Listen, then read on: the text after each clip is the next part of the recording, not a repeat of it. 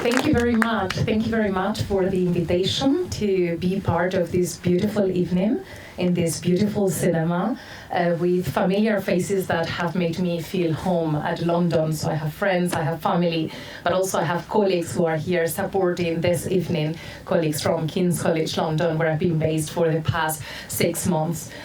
It is always the right time to screen African cinema, but I think that this Francophone West African season is particularly timely because we are actually opening the season at the same time in which FESPACO is taking place in Burkina Faso.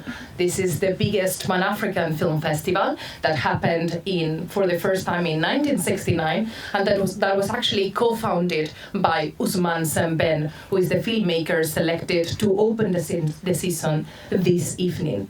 It's also very timely because it can be part of those tributes that are being done to Ousmane Sembène this year, because he would have been 100 years old this year in 2023. He was born in 1923 and he passed away in 2007, but he was always saying that his future was his past and he was just accompanying. So I guess that he's still here today with us. And I think that this is also a way of paying tribute to his cinema and the way in which he was working to try and make sure that his films were seen and shared with different kinds of audiences, although his focus was always African audiences. He would say that Africa was his target audience and his people, and that Europe was his market. But also it's very interesting to think about this Francophone West African season, looking at that label of Francophone, that linguistic aspect. And why do we focus on that? Where we are in an Anglophone country, of course, and often African cinema that gets curated in places like France is usually Francophone West African cinema because of the language proximity, but not only that, also because of the history of colonialism in Senegal, in this particular case, but also in West Africa more broadly, and how actually in 1961, just 1 year after Senegal became independent from France, after centuries of colonialism, there was a creation of a Ministry of Cooperation by France that created this Ministry of Cooperation in order to make sure that they could keep dominating their former colonies linguistically and also culturally. It was also in this context, and this is how we have to understand Francophone West African cinema that started in the 60s, in 1961 specifically, until 1977. It was in this context, in 1961, when this Ministry of Cooperation also created what was called a film bureau. What was this film bureau doing? Well, at the time of the independence from France in Senegal, there was actually no African film ever made in the continent. It wasn't possible for African filmmakers to tell their own stories, to participate in the filmmaking scene, although there were some pioneers who had done things here and there, but even more so from the 60s. Well, by 1975, there were 185 films made with the technical and financial assistance of this film bureau that was created in 1961, just to get an idea of the role of Francophone West African cinema in the history of African cinema. It was very much at the epicenter of African film production. And this is how we have to understand as well this film. Was this film funded by the Film Bureau? No. The film we are going to watch today, Black Girl, is a film whose script was rejected by the Film Bureau because it was too critical with France. It's a film that actually finally got some support from the director of Actualité Française, which was a newsreel created at the same time to tell stories about France. And he was the director of this newsreel that said, I think we should really support this film, and he gave Sembène some space in order to edit the film in the facilities of the newsreel. It was more or less in this very financially challenging context, but also in this immediate post-colonial context that this film got produced. And ironically, Sembène was an exception to the kind of filmmaking that was happening at the time. But ironically, in 1966, this was the film that made history in the Festival of Cannes. Sembène became the first non-French filmmaker who got the prize Jean Vigo in 1966 in Cannes with this film. But that was not the most important prize of the time. In 1966, it was also the year in which the first ever president of Senegal, Léopold Sédar Senghor, who was also a great philosopher, it was also in this year, in 1966, that Senegal celebrated the first World Festival of Black Arts, known in Senegal as FESMAN, or the Premier Festival Mondial des Arts Nègres. Over there, Sembène screened 2 films, so his first short film, Nyai, and then the 1966 one, which is Black Girl. And this film also won the Best Film Award in this festival. He also won a Nobel Prize, which is the 3rd prize for Mandavi, the film that we are going to watch in some time. I think it's later in April or something like that. That is based from a novel, and the film is from 1968, but the novel is from a few years before, and that's why it was already awarded in 1966. La Noirde, Black Girl in English, it's also adapted from a short story that I have brought in this book.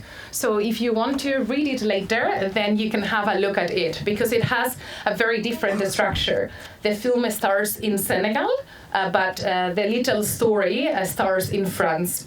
So I really welcome you to ask me to please give this book to you, but as long as it returns, so that you can have a look at the differences. But it's in French. It's something that I bought in Senegal, I think in one of my first trips over there in 2012.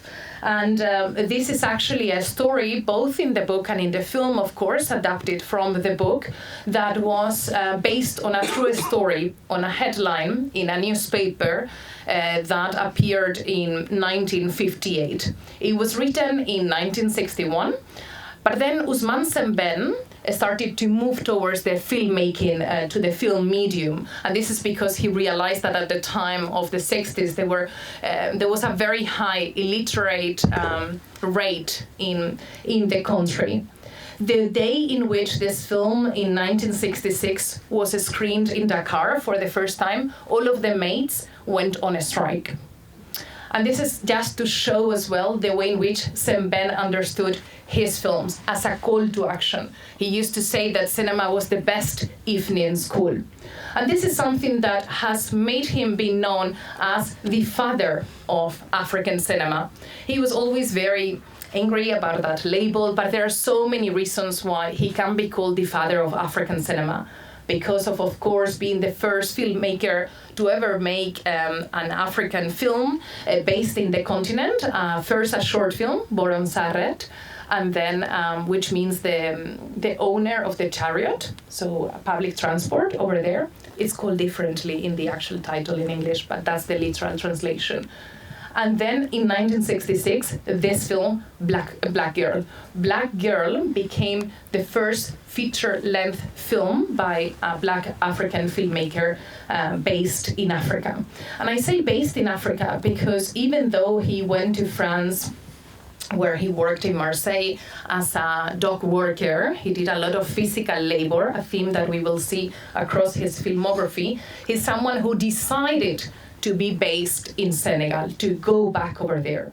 He had worked as a tirailleur as part of the war, and then when he went back to Senegal to participate in a national rail strike, it's when he wrote his first novel, which was based on this rail strike. So all of his work, both film and literature, can be understood as a way of telling stories from an African perspective. This is something that has been labeled as African from an African lenses, an insider gaze, but also very importantly as engaged cinema. As I was saying before, that it's a cinema that calls to action, that is trying to awaken the people. And he's also very well known for the way in which he told these stories adapting the oral tradition of the country of Senegal. So he saw himself as a modern griot, is the word used in Senegal and West Africa to refer to screen griots. His films are seen as social realist films that focus on social issues, realistic issues, everyday people, marginal communities, very much shaped by the post-colonial context. And this is just one of the styles in what is called Francophone West African Cinema, a label that is used in order to refer to this regional proximity based on language, on culture, on geographic proximity, but that also had other styles that we will see, for example, in the next film, which is Tuki Buki, that had more of a postmodern style.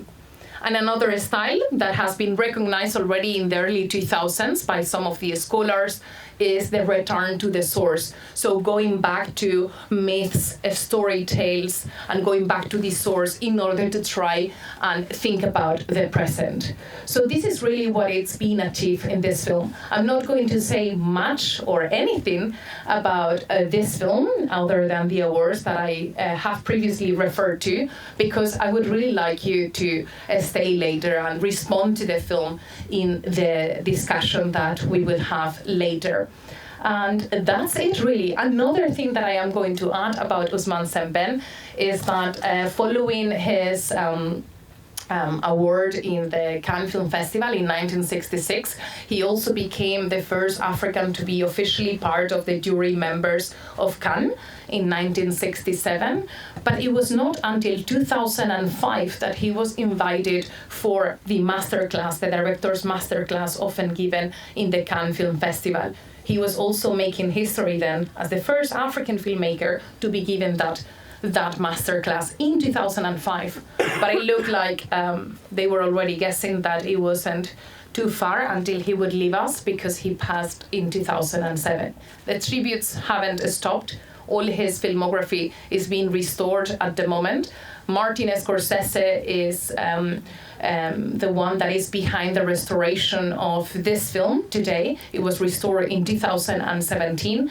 So I'm sure that some of you will have seen the film before, but maybe not so many will have seen this beautifully restored film. So enjoy the film. Thank you so much for being here, and see you later.